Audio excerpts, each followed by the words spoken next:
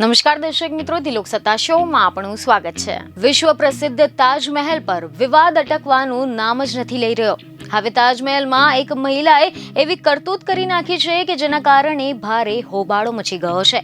Report એવા મળી રહ્યા છે કે ગઈકાલે ઉત્તર પ્રદેશના આગ્રામાં આવેલ તાજમહેલમાં એક મહિલાએ ભગવો ધ્વજ લહેરાવ્યો હતો અને પછી તેને પાણીની બોટલ ખોલીને તેના પર જળ પણ ચડાવ્યું હતું। અખિલ ભારત હિન્દુ મહાસભાએ આ પાણીને ગંગાનું પાણી ગણાવ્યું છે, જેના જલાભિષેક કરવાની વાત સામે આવી છે। તો બીજી તરફ આ ઘટનાની માહિતી મળતા જ CISFના જવાનોએ આ મહિલાને પકડી લીધી હતી। હાલ મહિલાની પૂછપરછ કરવામાં આવી રહી છે।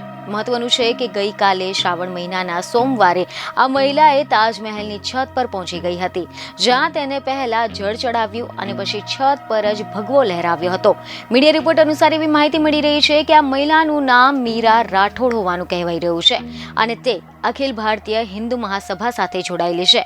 મીરા રાઠોડ થોડા દિવસો પહેલા કાવડ સાથે તાજમહેલ પહોંચી હતી, જોકે ત્યારબાદ તેને બહાર રોકી દેવામાં આવ્યો હતો। જોકે અગાઉ પણ તાજમહેલની અંદર પાણી ચડાવવાનો કિસ્સો સામે આવી ચૂક્યો છે, જેમાં બે યુવકોએ તાજમહેલની અંદર ઓમનું સ્ટીકર ચોંટાડ્યું હતું અને પછી તેના પર પાણીની બોટલમાંથી પાણી રેડ્યું હતું, જેની કેટલીક તસવીરો પણ સોશિયલ મીડિયા પર વાયરલ થઈ હતી। ખબર એવી મળી રહી છે કે આ યુવકોએ દાવો કર્યો છે કે તેઓ એક બોટલમાં ગંગાજળ લાવ્યા હતા અને તાજમહેલની અંદર ગંગાજળ ચડાવ્યું હતું। આ બંને યુવકો અખિલ ભારત હિન્દુ મહાસભા સાથે જોડાયેલા હોવાનો દાવો કરવામાં આવી રહ્યો છે, જેના બાદમાં આ બંને યુવકોની ધરપકડ કરવામાં આવી હતી। બંનેની ઓળખ વિનેશ અને શ્યામ તરીકે થઈ હતી। આ કેસમાં બંનેની પૂછપરછ કરવામાં આવી રહી છે।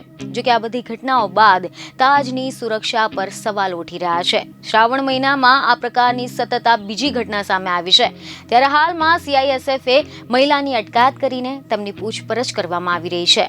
બીજની ખબરો સાથે ફરી મળીશું। ધન્યવાદ।